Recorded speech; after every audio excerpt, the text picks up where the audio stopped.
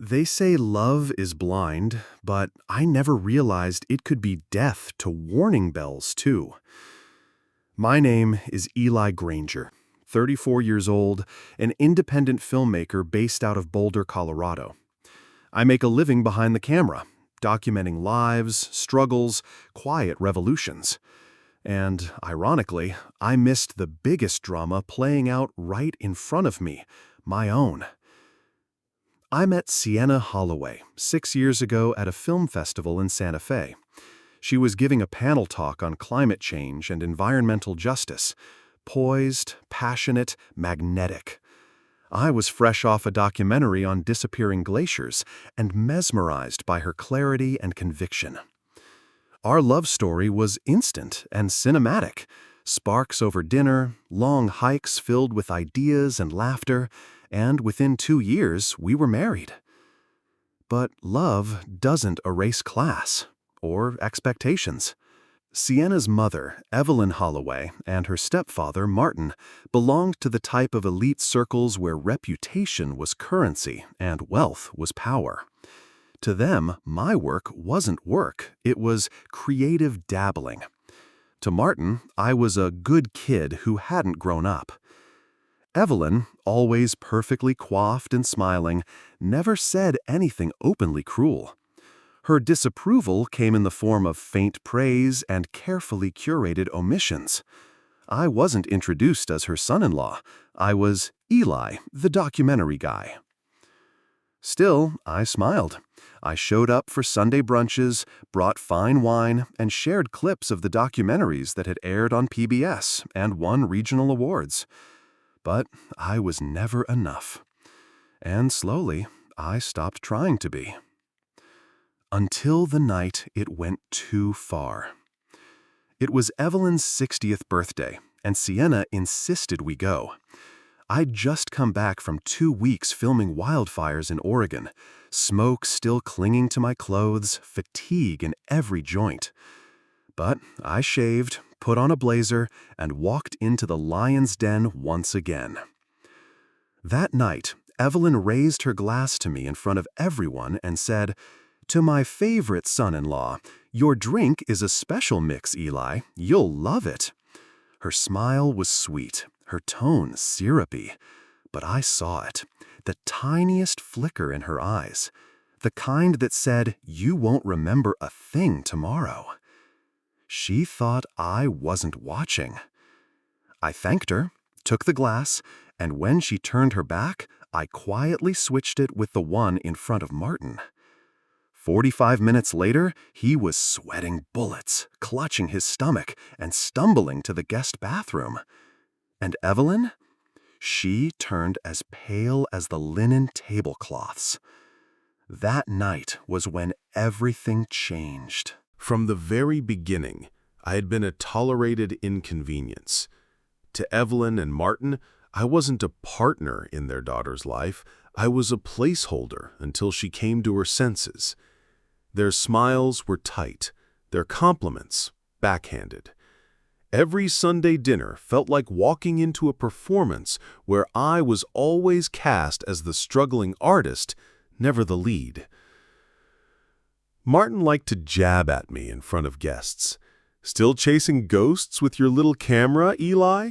he once said during a brunch with investors. "Must be nice to play pretend while the rest of us pay bills."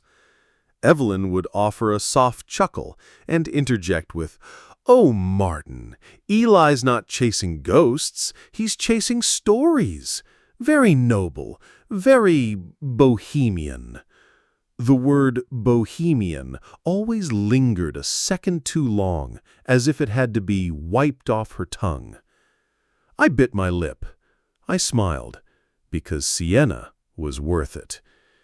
She would squeeze my hand beneath the table when things got tense, and I told myself that was enough. But it wasn't. When we told them we were trying for a baby, Evelyn gave a slow nod and leaned closer to Sienna, barely whispering, "Are you sure he can provide?" It wasn't a question. It was a declaration wrapped in pearls and perfume. That birthday dinner, that moment Evelyn poured the special cocktail and handed it to me with a smile, everything clicked. The way her fingers shook ever so slightly, the dart of her eyes to the hallway. She thought I wasn't watching. She thought I wouldn't notice. But I had filmed wild animals for a living. I knew how to spot a predator masking his prey. The plan came to me faster than I thought it would. I thanked her politely, lifted the glass, and in a casual motion swapped it with Martin's while pretending to admire the decor. No one noticed, not even Sienna. I watched Martin raise the glass, sip deeply, then compliment the vintage. 45 minutes later, he was sweating through his tailored shirt, rushing to the bathroom with shaky legs and a ghost-white face. Evelyn's hand froze midair as she reached for her napkin, her face drained of color, and our eyes locked. In that moment, I didn't panic. I didn't make a scene. I cut into my chocolate cake and listened to Martin vomit his pride down the marble hallway. I slipped the untouched drink into a thermal camera lens case. That night, as Sienna helped her mother clean up and fussed over her father, I told her I needed to head home early to prep for an upcoming project. She kissed my cheek. Thanks for powering through tonight. They're trying in their own way. I swallowed hard. The following Monday, I made a call to Jason Murray, a former client, now the director of a private toxicology lab, who owed me a favor. It's a personal matter, I told him. I just need to know what's in it. I handed off the sealed glass without further explanation. 3 days later, he called. Eli, there's benzodiazepine residue in the sample, a potent sedative. Not fatal, but more than enough to knock someone out cold or impair memory. Where did you get this? I said, from a lie wrapped in a smile. I need the full report, discreetly. He didn't ask more questions. But I still didn't tell Sienna. Not yet. I knew that if I simply explained what had happened, it would sound like paranoia. It would be my word against the matriarch she had idolized since childhood. Evelyn had spent years cultivating a reputation of charm and poise. No one, not even Sienna, would believe she had tried to sedate her own son-in-law. So I waited. I began digging, quietly, carefully. I looked into Evelyn's prescriptions and found something disturbing. She had filled multiple overlapping Xanax prescriptions from different clinics across the city, likely doctor shopping. I pulled community board posts and old social media threads from neighbors whispering about odd incidents, stolen jewelry at charity galas, bizarre outbursts at wine tastings, sudden blackouts blamed on cheap wine. These weren't one-off missteps. They were patterns. Meanwhile, I kept showing up like normal. I laughed at Martin's jokes. I complimented Evelyn's centerpieces. I held Sienna close even as I felt the walls shifting behind the scenes. Then came the opportunity. Sienna said you might take new headshots for my nonprofit profile, Evelyn told me over the phone, her tone sugar-coated. You know how bad I am with selfies? The trap was set. I arrived at the Holloway estate alone that Saturday, camera bag in one hand, a sealed manila envelope in the other. Evelyn was dressed immaculately, her lips a shade too bright, her heels clicking like punctuation against the marble. She said, "Let's start in the garden." I held out the envelope. "Before we do, you might want to look at this." She opened it. Her hands shook. A toxicology report? Prescription overlaps? Neighbor testimonies? "This is ridiculous," she said, her voice barely a whisper. I said calmly, "You drugged your daughter's husband, and it wasn't the first time you tried to manipulate her world." She straightened, mask cracking. You'll never be enough for her. She deserves a legacy, not a cameraman with a conscience. I smiled. Funny thing about cameras, they record everything. And I'm just getting started. I walked out of the Holloway estate that morning, not with a sense of victory, but a simmering certainty. Evelyn wasn't done. Her type never was. She didn't lose control. She recalculated. 3 days later, I received a plain, unmarked envelope at the studio. No return address, no note, just a silver USB drive taped inside. I hesitated before plugging it in. My computer scanned for viruses. Clean. I opened the folder. There were 6 video files, all labeled with timestamps and the Holloway estate's internal camera codes. My breath caught as the first clip began playing. It was footage from Diane's kitchen, time-stamped the night of her birthday dinner. There she was, Evelyn Holloway, perfectly manicured fingers reaching into her handbag, pulling out a tiny vial. She stirred the colorless contents into a single glass. The camera caught everything. Her posture, the cold calculation in her eyes, the moment she heard my approach and snapped into performance mode. The second clip? Me walking in. Her handing me the drink. Me switching it behind my back. The third was the dinner table. Martin sipping the poisoned sangria. 10 minutes later, the fourth clip picked up the chaos. Martin doubled over, clutching the edge of the table, face pale, stumbling from the room. But the fifth video was what sent a chill down my spine. It was after we'd left. The Holloway's dining room was empty except for Evelyn, pacing. Martin stormed back in, face flushed with anger, jacket unbuttoned. He slammed his phone on the table. "You gave it to me! You drugged me!" "You weren't supposed to drink it," she hissed, her voice low and venomous. It was for Eli. "This isn't the first time, Evelyn," he snapped. "You've done this before." She flinched, then looked at him squarely. "And what are you going to do? Tell Sienna? Tell the board? You're just as guilty. Standing by while I cleaned up your son's gambling debt, remember? You're no saint." The final video? Evelyn pacing again. Alone now. She picked up the untouched wine glass I'd pocketed that night, now returned to the counter, and stared at it.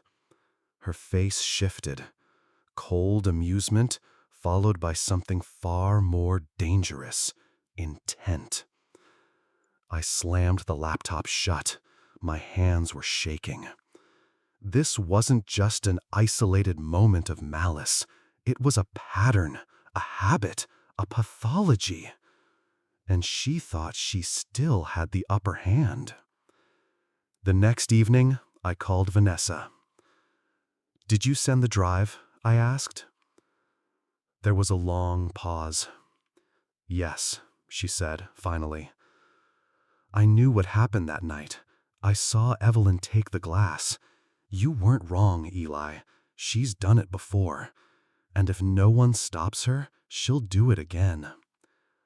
"Why now?" I asked.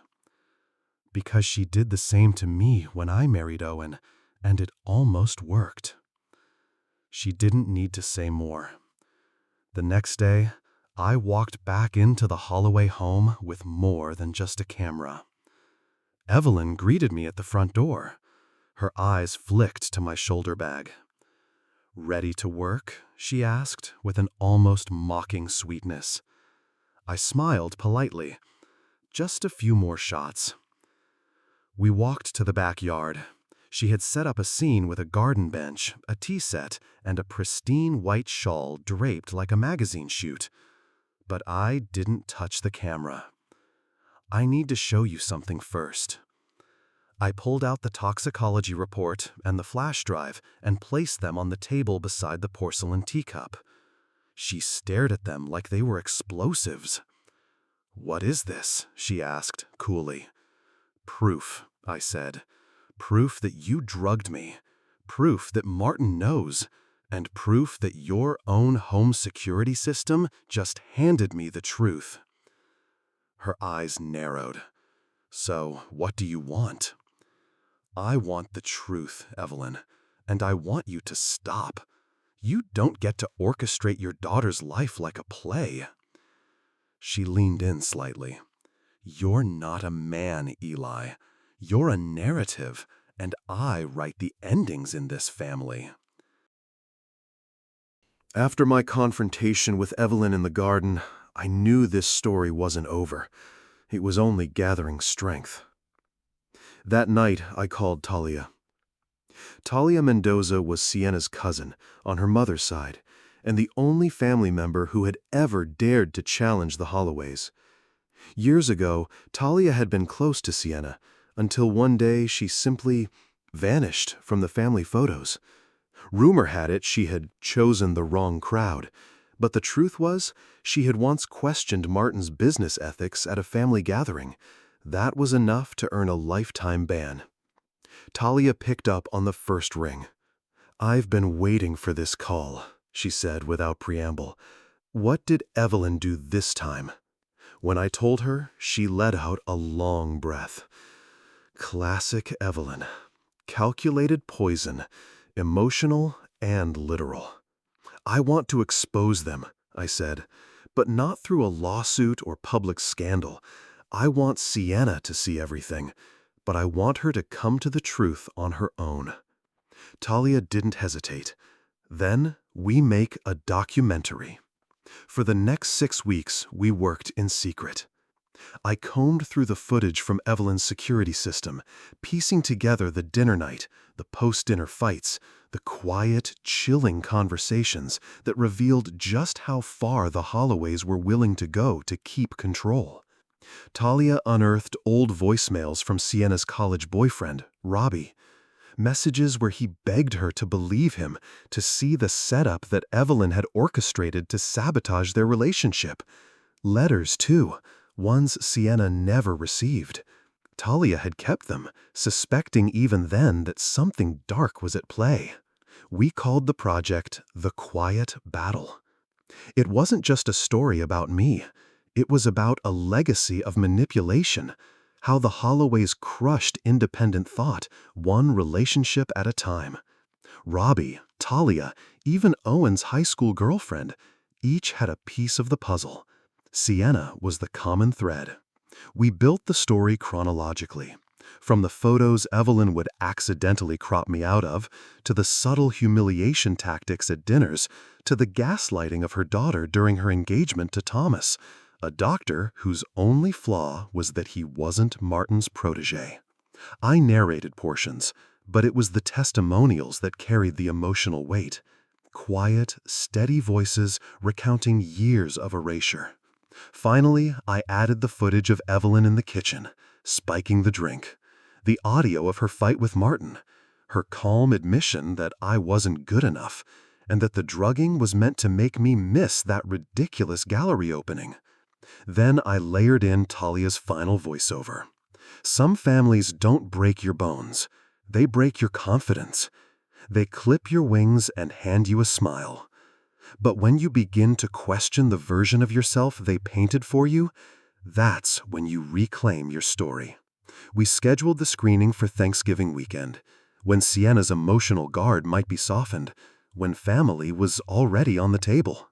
I didn't tell her what it was, just that it was a new project, and I wanted her and Owen to be the first to see it. Vanessa and Talia joined quietly. We sat in the studio, the lights dimmed, the projector humming. The documentary began. Sienna sat motionless, jaw clenched, eyes locked on the screen. Owen shifted in his seat, growing more rigid with every clip. Vanessa reached for his hand. He didn't move. By the time the video of Evelyn drugging the wine played, Talia was staring straight at Sienna, silent tears running down her cheeks. Sienna didn't cry. She didn't yell. She stood up slowly, walked to the studio door, and said quietly, "We're done here."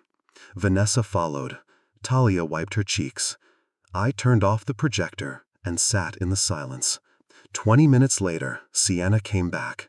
Her hands were shaking, but her voice was clear. "Thank you for not telling me," she said. "Thank you for letting me see it for myself." I nodded, unsure what else to say. "They've been rewriting my story since I was a kid," she continued, "and I let them. But I won't anymore." That night, she called Evelyn. "I know everything," Sienna said. "The videos, the letters, the sabotage." I could only hear Sienna's side of the call. "No, Mom, this isn't about Eli. This is about you, about Dad, about what you've done to everyone who didn't fit your narrative." There was a long silence. Then, "We're done here." She hung up. The next morning, she blocked both parents' numbers. Owen did the same. When Evelyn tried to show up uninvited, Sienna met her at the Life after exposure became quieter, but in the most meaningful way. 3 months after the screening, Sienna and I welcomed our daughter into the world, Lyra Ellis Winters. A soft cry, a gentle grip, a new beginning. Holding her in my arms for the first time, I wasn't thinking about the Holloways. I was thinking about the kind of story I'd one day tell her, the kind without poison, manipulation, or silence. Sienna and I didn't hear from Evelyn and Martin, not directly. No hospital visits, no cooing over the baby. Only a bouquet of ivory peonies and a letter delivered by courier. Inside were legal documents, a clean transfer of the deed to our house, and an irrevocable trust fund for Lyra. The note enclosed read simply, "We can't undo what was done, but we can disappear from the frame." No apology, but for once, no demands either. It was the most honest thing they'd ever given us: distance. We focused on building our life: baby bottles and night feedings, gallery openings and client calls, early morning walks with Lyra swaddled in Sienna's sling. Then, one morning, I got an email from the Colorado Independent Film Council. Subject: "Congratulations, official selection." The Quiet Battle had been selected as a finalist for Best Short Documentary. They loved the nuance, the vulnerability, the way the story didn't rely on spectacle, but instead unraveled with steady truth. Sienna was stunned. "I thought we made that for family," she whispered. "We did," I said, "but maybe someone else needed to see it too." 3 months later, we were sitting in a packed auditorium in Denver. The film played last. I watched the audience, not the screen. Faces tightened, jaws clenched, a woman in the front row dabbed her eyes behind dark-rimmed glasses. Sienna sat beside me, her hand resting gently on my thigh, grounding me with her calm. When the lights came up, there was silence. Then, applause. And in the middle row, standing slowly, almost reluctantly, Martin Holloway. He was alone. He clapped, measured and deliberate, not out of obligation, not because he was supposed to, but because, I think, he couldn't deny what he saw. As the applause swelled, I didn't smile. I nodded.